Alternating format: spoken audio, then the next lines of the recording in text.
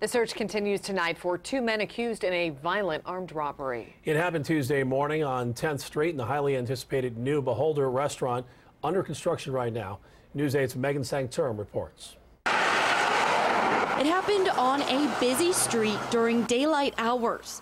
A man working inside this building says he was tied up with rope, had his mouth covered with painter's tape, and was locked in a bathroom.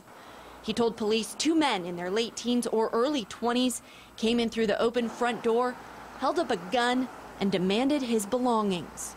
The men got away with the man's wallet and left him tied and locked up. He was eventually found a short time later by another worker. It's frightening. Some people who live in the area say they've heard of petty crime happening, but this is different. It was just a real surprise. Nothing like that ever happens around here. Others say they're not that surprised. There's occasionally a little bit of crime on the east side of the neighborhood, and we're close to downtown Indianapolis, so I think you can expect a little bit of crime here and there.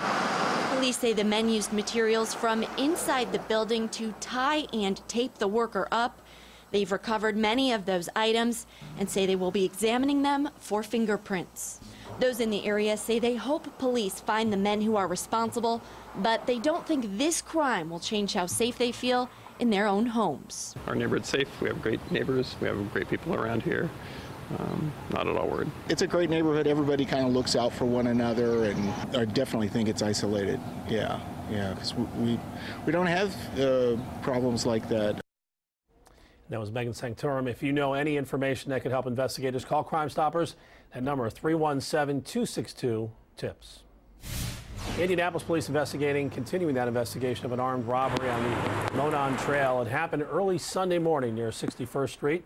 Two men told police they were walking on the trail when they heard someone run up behind them and order them to the ground. One of the men said he felt a muzzle of a handgun on the back of his neck before someone took his wallet, his iPhone, and keys and then ran off. Seems like it's kind of like an isolated event because it was definitely like later in the evening. We would just kind of walk through the neighborhood as opposed to the trail. Police worked with the victim and used the Find My iPhone app to locate the stolen phone. Officers found it in the front yard of a home about a mile away from where the robbery occurred. Evidence technicians were not able to pull any fingerprints off it, however. In Hamilton County, a new safe exchange zone has been created to help with online sales and exchanges. Sheriff Mark Bowen says he's reserving 2 parking spots near the entrance to his office under 24-hour video surveillance. Sheriff Bowen says they can be used for online transactions. He also encourages parents to use the spots for custody exchanges. They're concerned that things might get out of hand or become disruptive or potentially violent.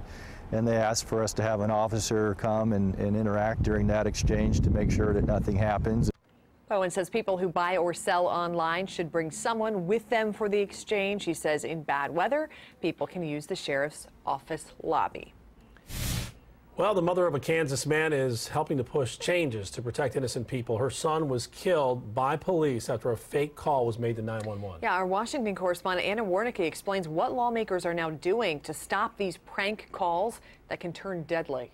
I heard him scream, and I will never forget that sound. Lisa Finch says a prank call to police killed her son, Andrew. He was 28 years old when he was murdered. Wichita police thought they were responding to a hostage situation. Instead, the caller was in Los Angeles, reporting a crime that never happened. There was a swatting call made, and they gave our address as the residents they wanted swatted. Swatting is when someone calls 911 to report a fake crime, hoping to send the SWAT team or police to a particular address. Kansas Congressman Ron Estes introduced a bill to hold prank callers accountable. Making sure that somebody doesn't use telephone lines across state and across country boundaries to file a false emergency call. His bill, named after Lisa's son Andrew, would make swatting punishable by up to 20 years in prison if someone is seriously hurt as a result of the call. There's no law on the books right now that stops that and prevents that. Finch is in Washington to meet with members of the Black Caucus to talk about more legislation to help police identify and handle fake calls. In Washington, I'm Anna Warnicki.